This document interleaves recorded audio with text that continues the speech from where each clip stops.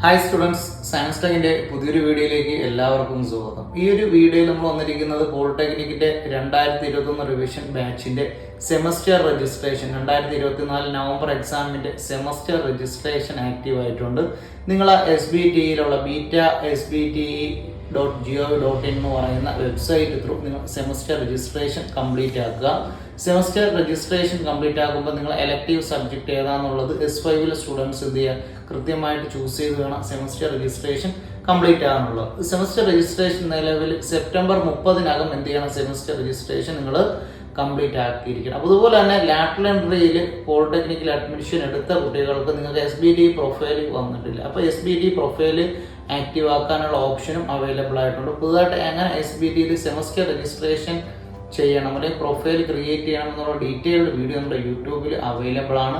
Just അതിൻ്റെ link നമ്മുടെ ഡിസ്ക്രിപ്ഷനിലുണ്ട്. ആ ഒരു വീഡിയോ കണ്ടതിന് ശേഷം മാത്രം നിങ്ങൾ എന്ത് ചെയ്യുക, സെമസ്റ്റർ രജിസ്ട്രേഷൻ ചെയ്യുക. മറ്റ് വിദ്യാർത്ഥികൾ എന്ത് ചെയ്യുക, സെപ്റ്റംബർ 30 എന്ത് ചെയ്യുക, എല്ലാവരും സെമസ്റ്റർ രജിസ്ട്രേഷൻ കംപ്ലീറ്റ് ആക്കുക.